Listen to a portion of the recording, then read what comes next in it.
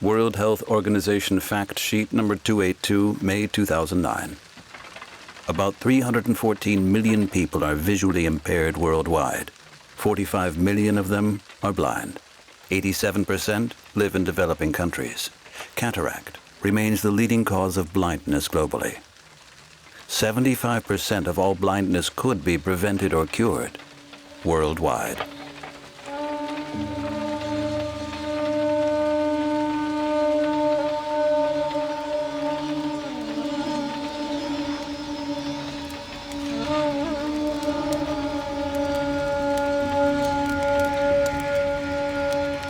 Can you imagine yourself closing your eyes like this and staying for more than 7 years in a remote area, up in the hills, in a small bamboo house, worse than animal?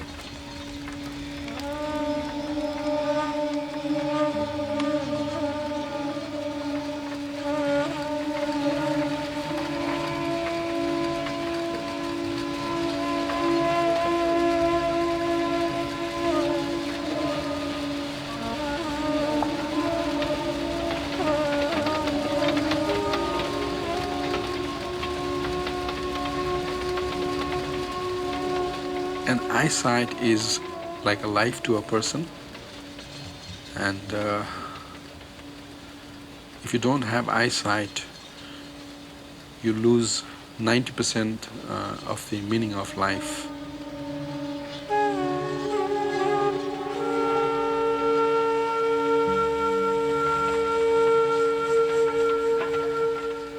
Eye, among all the sensory organs, is probably the most important and plays a strong role in looking at what life is all about.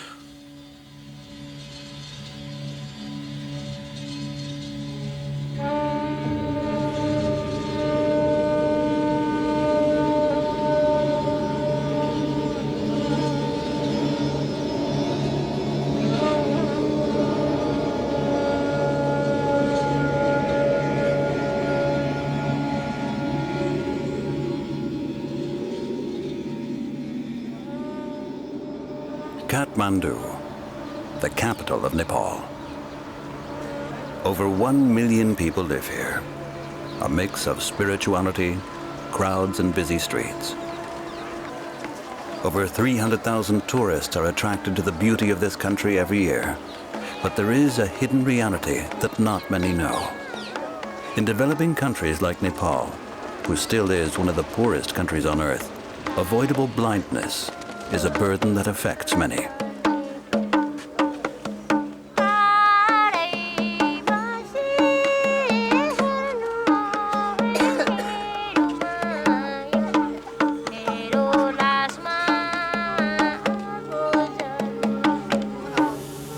Kathmandu is also home to the Tilganga Eye Hospital, not far from the Pashupatina temple on the banks of the Bagmati River, the holiest place for Hinduism. The Tilganga offers its services to more than 900 people every day. If people don't have any money, they will get the service for free. One of the co-founders of the Tilganga Eye Hospital is Dr. Sanduk Ruit, a skilled Nepalese surgeon who grew up in Nepal and who is dedicated to help people blinded due to cataract disease.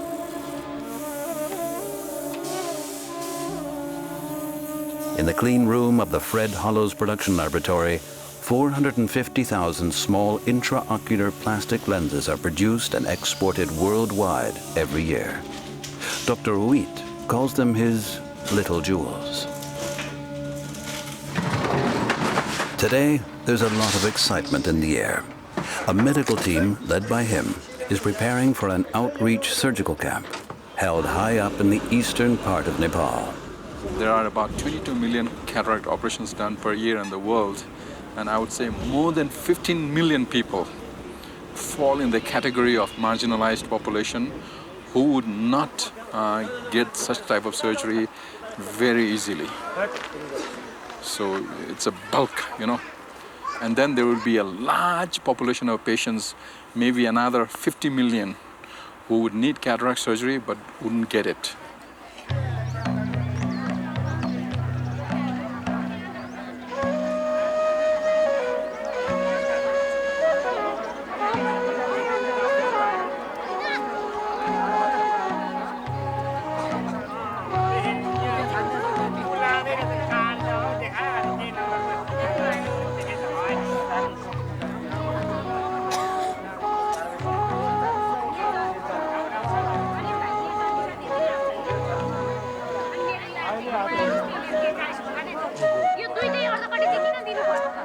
When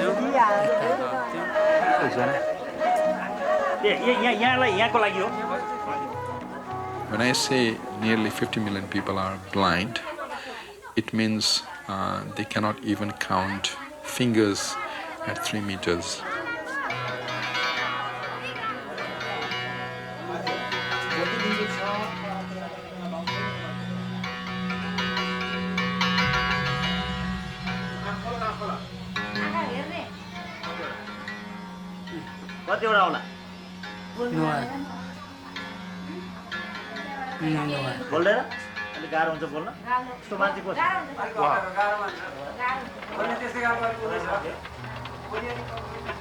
The cataract is an aging process. Like when you become older, your hairs become gray, and your lens, which is otherwise very clear, starts to opacify.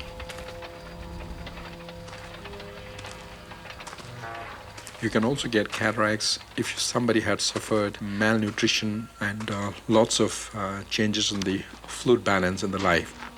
You can also get cataracts in high altitudes because of too much exposure to ultraviolet rays.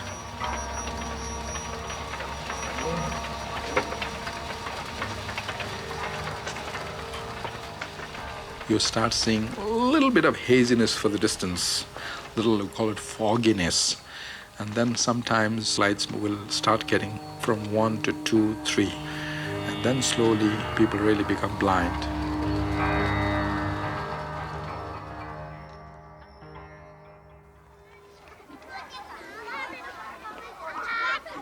The majority of the blindness or cataract backlog, they live in the developing world, many parts of Asia, many parts of Africa, some parts of Latin America.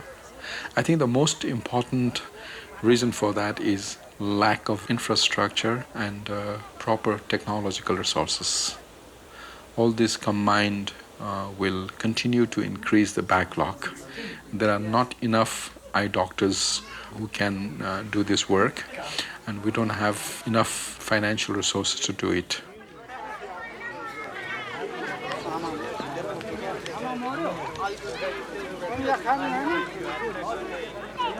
You start operating in the West when people start to have difficulty in driving, you see. But here in Nepal, we start operating cataracts when people really become blind.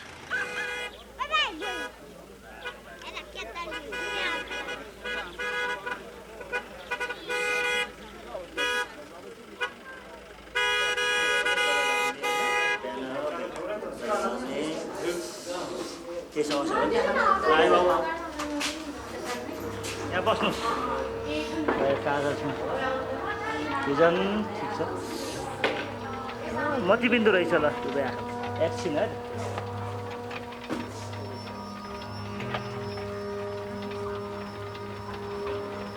ल operation गर्ने मतिबिन्दु भयो जाने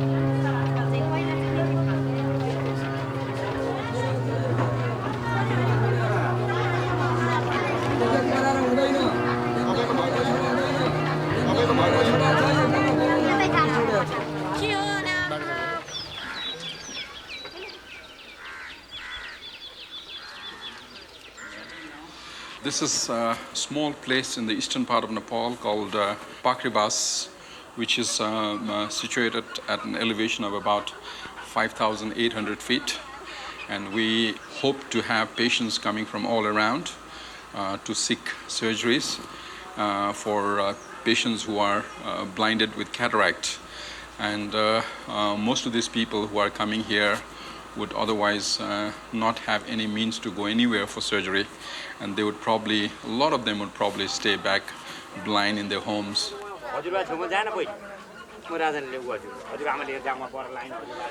In Europe, the cost of the surgery would be, you would probably pay, I would say anywhere from 1,000 to 4,000 euros. For us, barely about $25 to $40, you know. Jeff, go Jeff, now what you got in terms of your diamond knife? You don't have anything? Okay, so I'll take out my diamond knife and put it in yours. You can use that. Okay, bags up. Do that.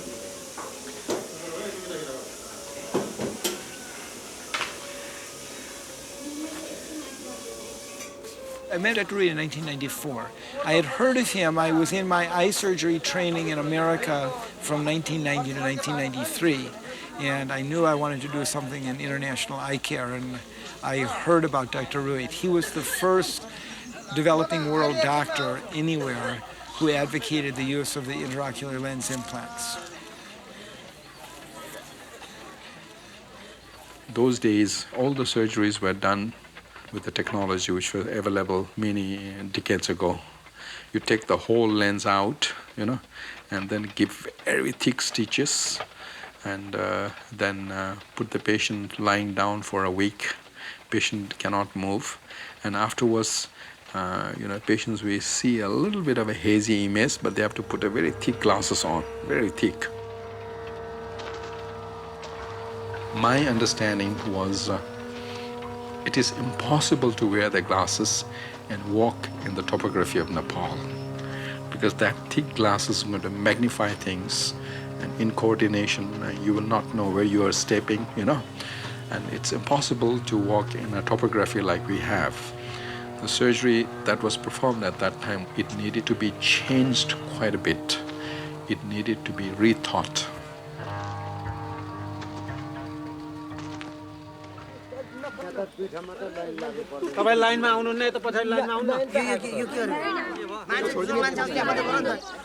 The feeling is a bit of apprehension, because you're a bit worried about you're doing in a situation where there is not much of management control, Number one, you're worried about the number of patients who are going to come. And then the second is whether, small logistics like electricity, you can have problems with those things. Your generator can go wrong, There's always a little worry about that. Oh, shabash lo. Oh, pani leo. Pani leo bhao, pani. Ekchoti aru hai, ekchoti aru. Last. Second last. Bash, shabash.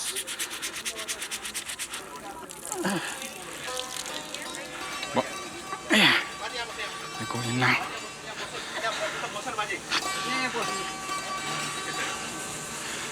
ल सुन त जेफलाई set गरिदेऊ है पूर्ण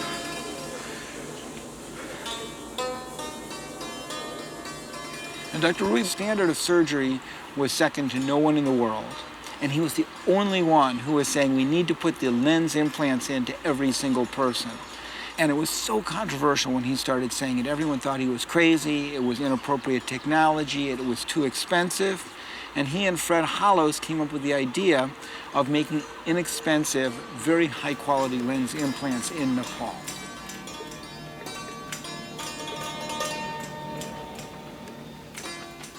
Intraocular lenses were manufactured mostly in America and some in Europe. Yeah. But each of intraocular lenses were costing more than $100. And for us to provide that costly things in developing country was next to impossible. Where are you going to get all the lenses from if you're doing this, Then Fred just said, we'll make it here. Just came out of his mouth like that.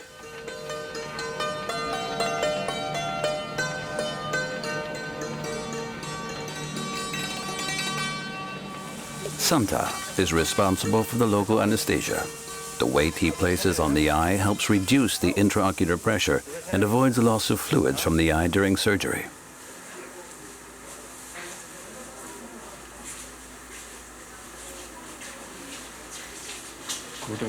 Matteo.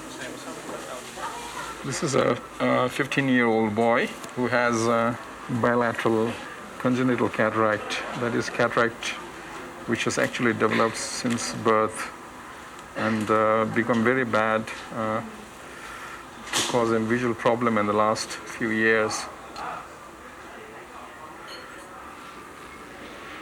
Now, the cataract has actually started from the center and gone peripherally. I'm going to be removing his cataract, which is fairly advanced. I've opened the wound now, and I'm trying to dissect the cortex from the capsule. I'm sucking the cortex with a special equipment here.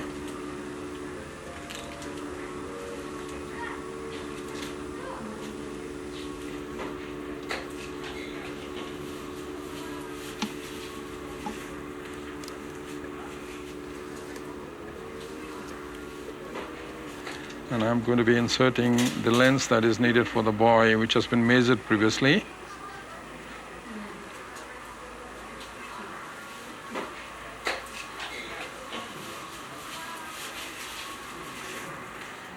And hope that the child is going to see very well tomorrow.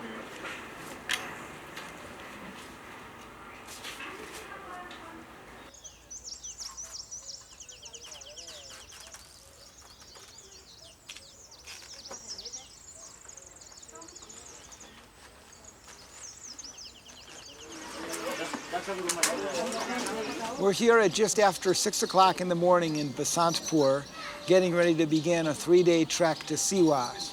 We're here waiting for our porters to get organized. We have a huge amount of ophthalmic equipment, technical machinery, all of the medicine supplies, microscopes, surgical instruments needed to create an operating room and give care to the poor people in Siwas, who otherwise would be required to walk more than 3 days to get to the nearest road and then drive 7 hours to the nearest eye hospital.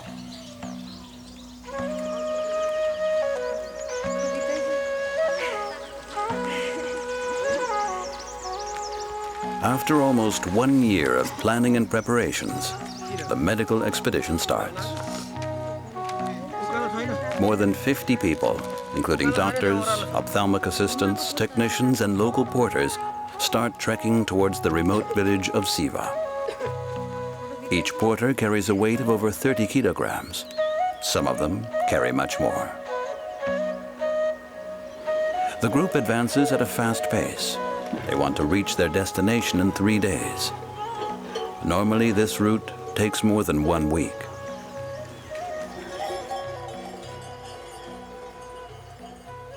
I think Siva took us nearly, I think for us, it took us 4 days.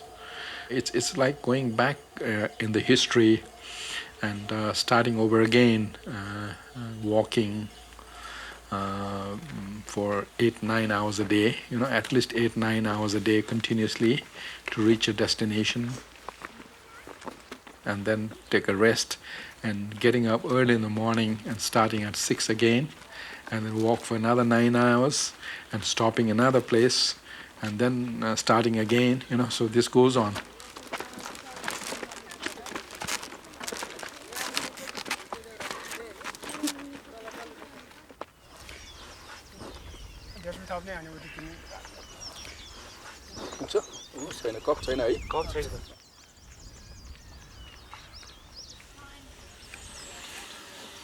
This is a very remote area. Almost most of the people have to walk half a day to get drinking water. It's not easy. If you look up in the hills, life is very difficult. People work very hard to have the morning and evening food. Even to agricultural land, it's very tough. The land is filled with a lot of rocks and then the slopes, so they have to work 5 times more than other places.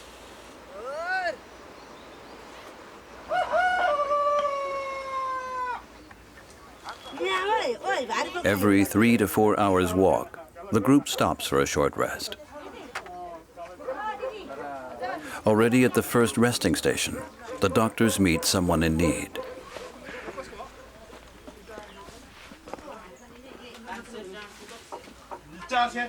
Cam, there's a blind child. Can you come interpret for me?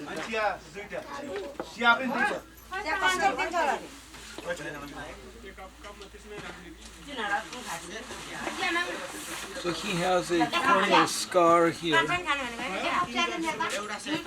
and He needs to have a corneal transplant, this eye also. So this is going to be very hard to reconstruct. We can't do anything for him at the camp. We could maybe try to have him come to Telganga for a corneal transplant. I feel sad, but I think you have to focus on what you can do rather than what you can't do. There's so much in this world we can't do anything about. The joyous thing about cataract blindness is it's something we can do and it's something we can change. And if every time you see someone who's sick as a doctor who you can't help, you get crippled by it. And even as an eye surgeon, we'll see, and it's especially heart-wrenching in a young person, but there's nothing we can do. And unfortunately, we need to really focus on what we can do.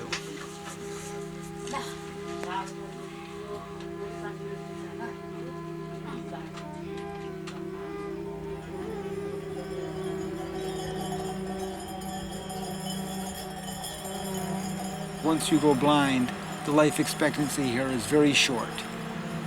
And the economic devastation to the family from being blind is also enormous because people can no longer contribute. One of the Nepali expressions for blindness is a mouth with no hands. And to be a mouth with no hands in this society is very difficult.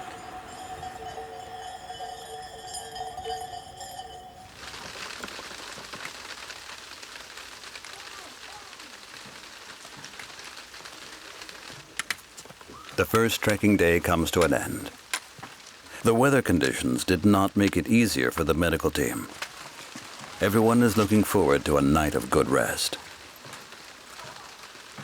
Well, let's see. It is exactly 12 hours since we set out, and we're at about 9,600 feet, and we've been walking through rain and hail and seen some beautiful rhododendrons, so it was a good day. I'm David Rellin, and I'm a writer, and I've been working as a writer, journalist for 25 years now. I think it's the duty of a writer to listen to the stories of the powerless and to tell those stories to the powerful. 20 years ago, nobody came out to rural areas and provided this kind of health care.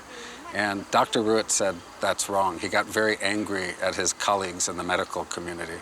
And he said, it's just not right that people who live in cities get the best care and people who live in areas like this get substandard care.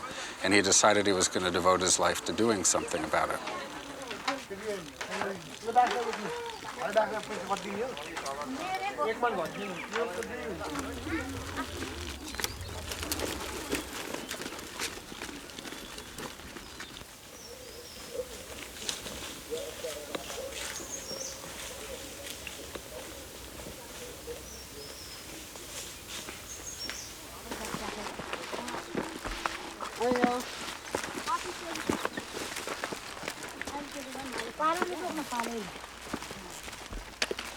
To carry heavy loads is part of the Nepali culture.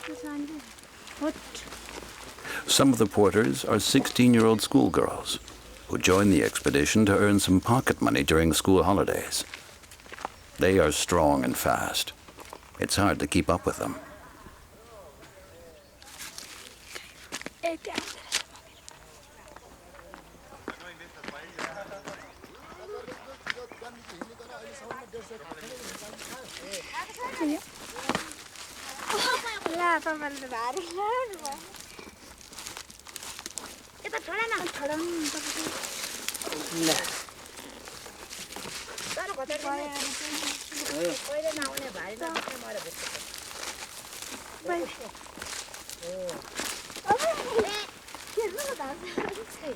One thing that we have specially made very, very special request again and again is we have told them that the whole caravan, the whole luggage carries extremely sensitive equipments, some electronic gadgets, some machines, some microscopes, which are very sensitive lenses, and they have to be very gentle with those. Yeah. they're working so hard, and giving them a little bit more money, I don't think it makes a lot of difference. I think they should be paid very well for the work they are doing. So far, after 1.5 days, cross your finger, everything's going well. Yeah, we're enjoying the weather, we're getting tired, but we're also enjoying.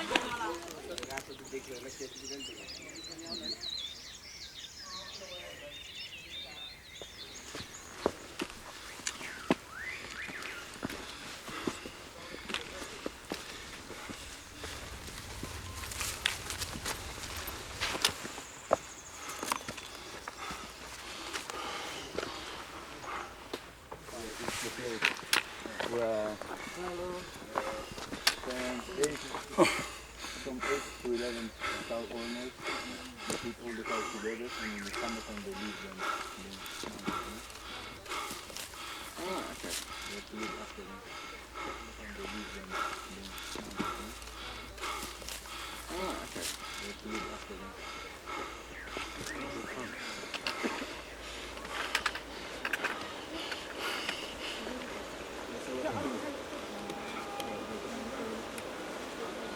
The second day comes to an end.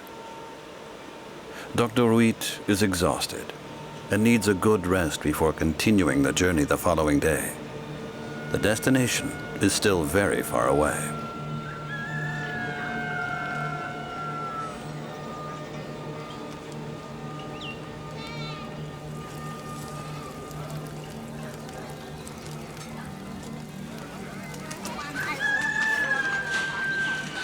My knee is much better after 1 day's rest. Yeah, I have a little soreness, but still it's not bad. Not bad. Yeah, I think I'll manage it. I think ultimately it's the willpower. I think much more than anything, it's the willpower and the determination. And looks like everybody in our team has very strong determination.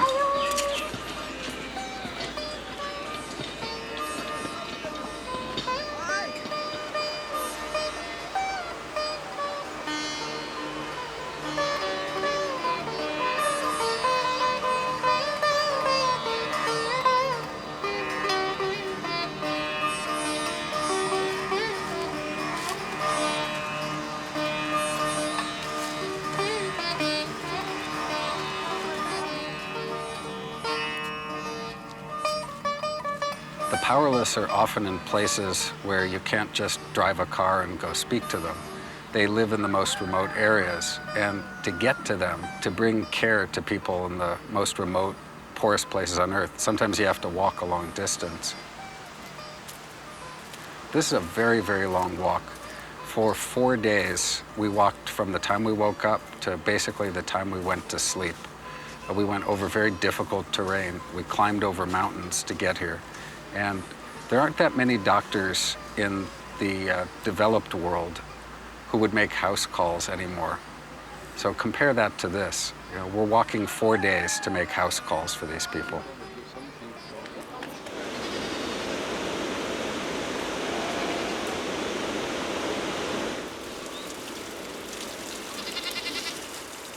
Well, people are hurting a little bit. I'm actually carrying David's pack for him now. And Dr. Rui hurt his knee. He's struggling a bit.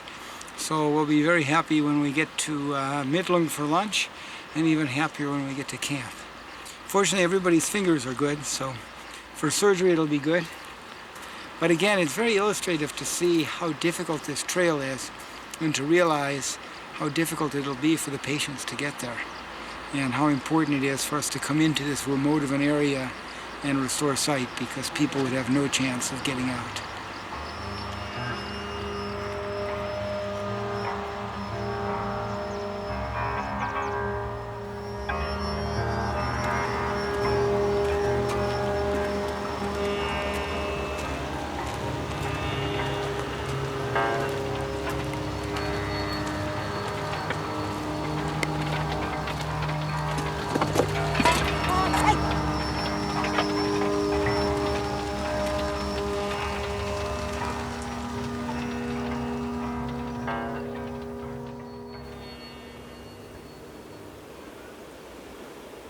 I actually was born right at the place where this river comes from. And my family background, my family were very small traders between Nepal and Tibet. And my parents, my father and my grandfathers probably used to come down, bring things from Tibet, and then take things from Nepal and India to Tibet. Yeah, so I feel especially sentimental in coming and doing this camp here, much because I do so many camps all over Nepal, all over the world, and but you know, this is very special to me, and because these patients that I've been doing here are very, you know, close to my heart. The caravan is very close to the Tibetan border.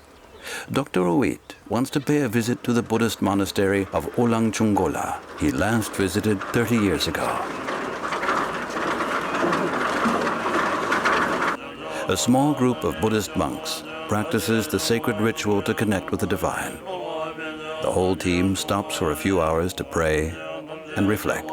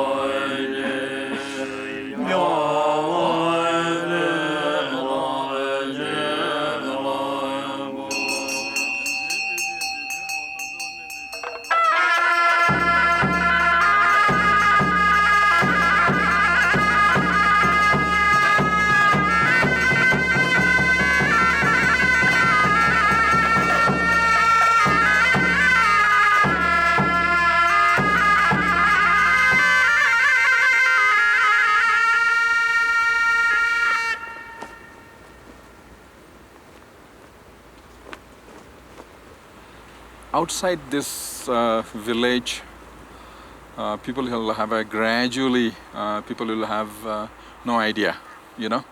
Maybe people will have some idea up to Thaplajong, yeah. And you know, in Kathmandu, most of the people will not have any idea of where the village is, how the village is, the remoteness of the village. And many people, all the people in the Western world, where they read about me, they learn about me, they would have no idea about this place, I'm telling you. So for many people, this will be beyond their imagination that I came from here. Yeah. After a trek of 4 days, Dr. Uit and Dr. Taban finally reach the village of Siwa. This is where the team will set up a makeshift operation theater with the help of the local community. This is the traditional welcome from the Limbu community. Right? Traditional welcome. Yeah. We have had an advanced team which came yesterday morning, and the advanced team is actually looking at setting up things. Porters had arrived yesterday, and I believe they are setting up the camp. And as soon as the camp is set up, the OR and the outpatients, some of our technicians will start looking at the patients who have come. I think there's about 400 patients who have come from all over, you know. About 400 patients for such a small place is really a big number.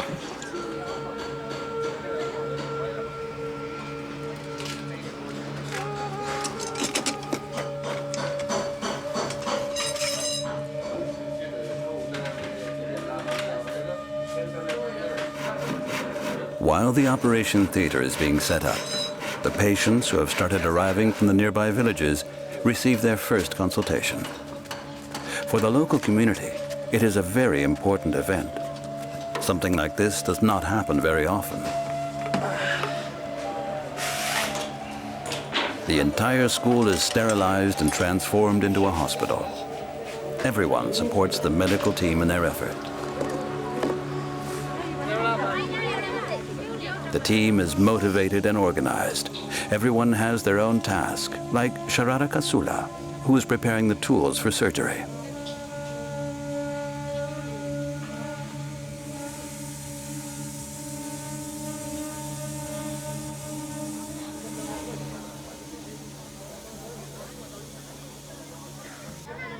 कता यता यो यता यो अरे Table बनाएको छ त यहाँ है. Just a final checking.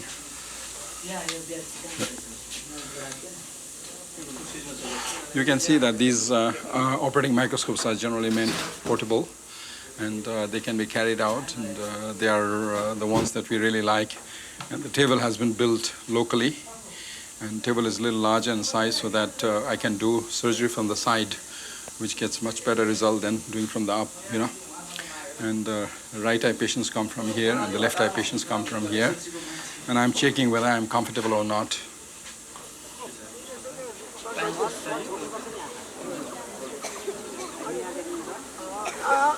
Now the second phase, the most important phase, is once the patients started coming in.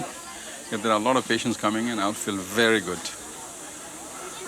And we expect that we will have about 50 cataracts here. And probably could be more, you know. But you can see how difficult for the patients to come here.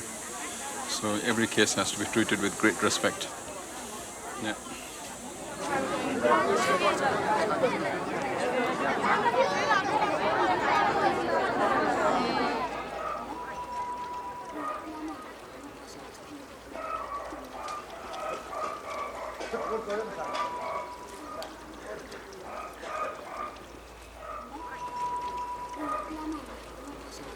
Yeah, I really feel, you know, again, it's, you know, coming back to home and nostalgic feeling, and this is the place which really gave me birth, and, you know, it's very special to my heart. And this is where my parents grew up, and I spent my very early childhood. This is one passage that I used to do a lot of naughty things with my friends when I was young, you know, very young. And sometimes we used to, there was a little tunnel here, canal. We used to sit on the back of the little yaks, and they used to chase me. And once I just fell down here and broke my left arm. And then, no, not left arm, right arm. And I was given a bamboo splint, you know the bamboo splint? That's sort of a very first aid type of thing, you know, little strips of bamboo, wrap it on a cloth, immobilized for about a month. And I was so naughty that I started using my left hand. And since then I became a lefty. You see? Yeah. I remember that very well. Yeah. When I started moving my left hand, I actually became ambidextrous, which has become a great help to me now for my surgery. You know, using both hands.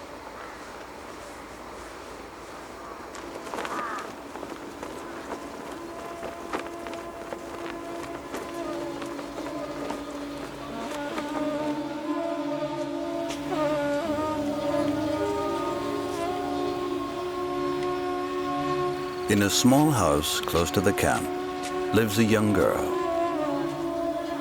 Her name is Sangeeta, and she has been affected by cataract since her birth. There are no schools for children with visual impairment up here in these remote regions. Blind people are discriminated against. Unless her sight improves, Sangeeta will not find a husband. No one can use a blind wife here.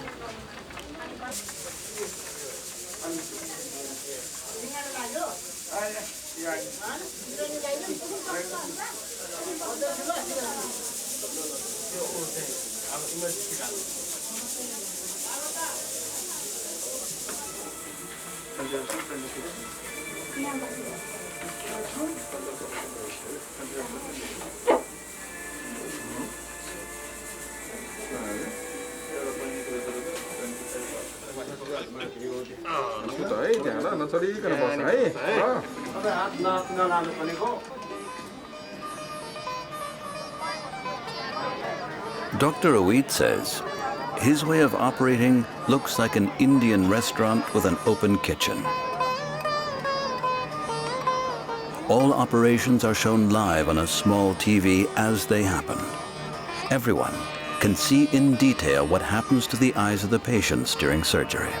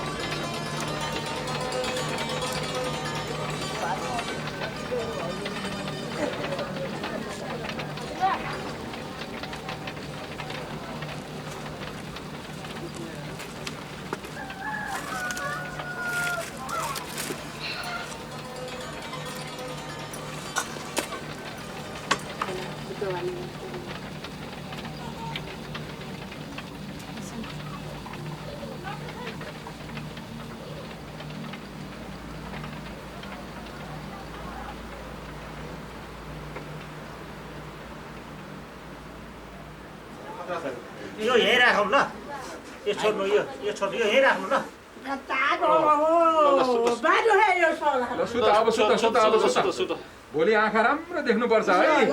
When you start doing the surgery, it becomes a total focus and concentration. For me, and I think also for Dr. Ruit, it's almost like meditation.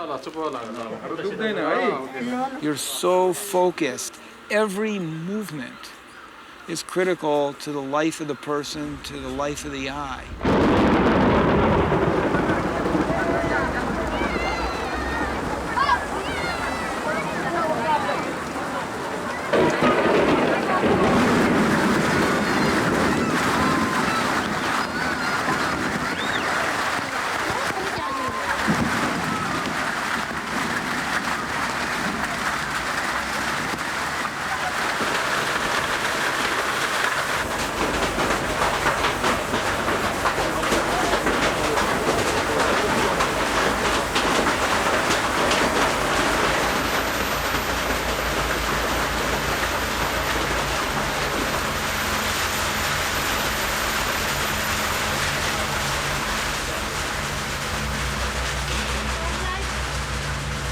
The electricity fails and the lights go out.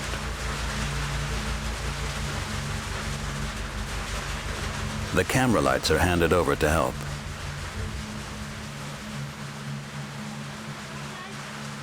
For Dr. Oit, a difficult situation.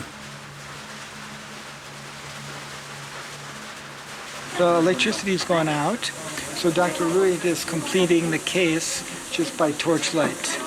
And he has switched to doing the same technique that I've been using. And he's doing it with simply having the operative field illuminated by 2 flashlights.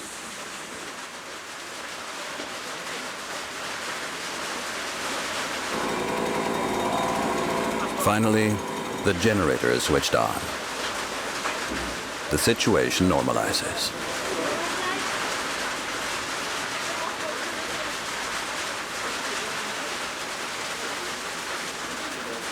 Dr. Tabin stops for the day, while Dr. Oit finishes his last surgery.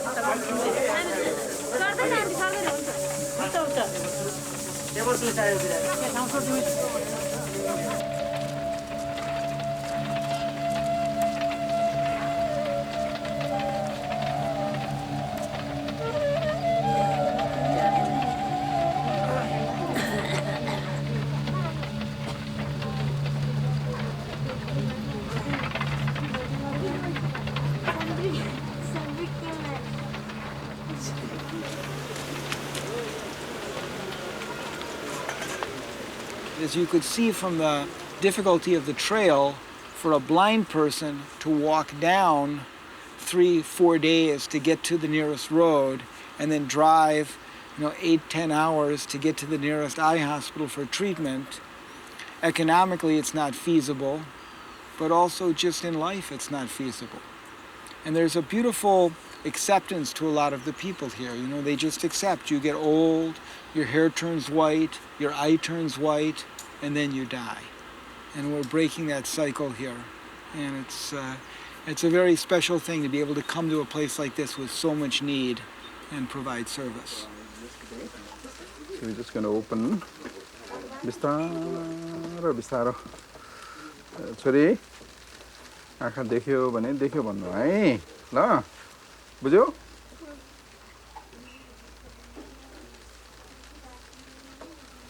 के भयो यता हेर त मतिर हेर त देख्छस् यता हेर मतिर हेर्न देख्छौ राम्रो छ है ल हात देऊ अब देख्छ जस्तो छ हो अब मेरो हातमा हेर त यहाँ हेर त हातमा मेरो हातको रेखाहरू हेर त देख्छौ हातको रेखाहरू छुँदै जाऊ त हातले या पर हेर सबै देख्छ कि खै हाँस्दियो एकचोटि अब मेरो कान कत्रो छ भन् त कत्रो छ भन् न टोपी कस्तो लाग्छ सबै देख्दो रहेछ त है अब त खुसी पुग्यो होला नि त है ल All right.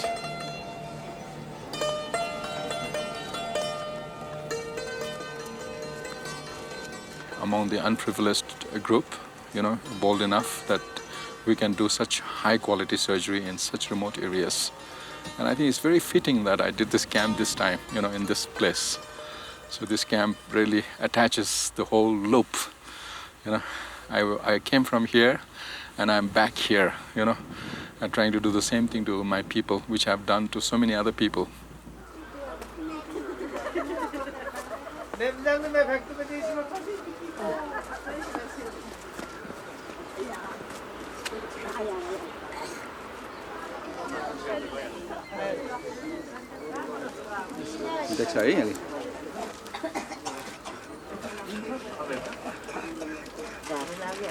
होइन यताको खोला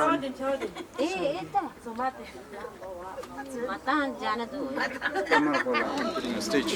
Okay. Yeah.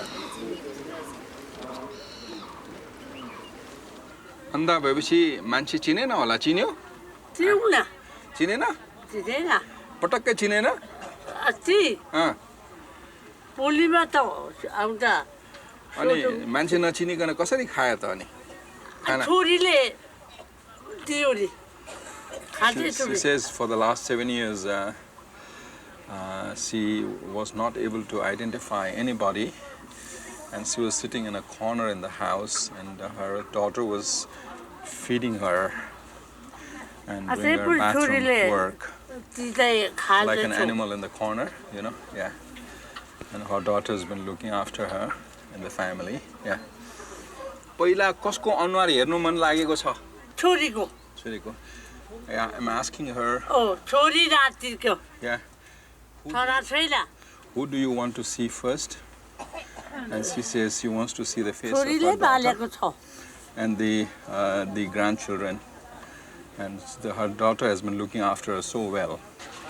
Kola. And ठीक छ Ram Ram. She's taking the name of the god and we are also. सारो लगामे कोनी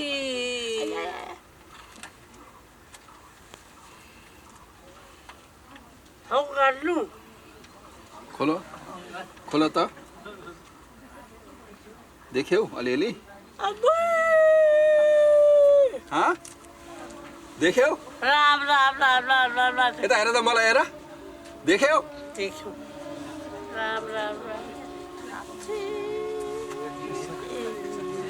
सिकिने ताबे अब हाम्रो छोरी हो छोरी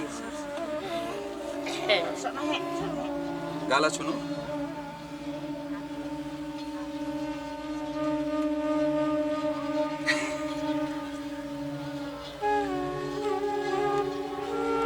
This day, so special for many patients, is just one of many in the routine of Dr. Oit and Dr. Tabin. They know they have a long way to go. They will not stop until preventable blindness is eradicated from the face of our planet. Dr. Oit and Dr. Tabin know they can count on organizations like the Fred Hollows Foundation and the Himalayan Cataract Project. They support humanitarian missions to cure blindness in the developing countries throughout the world.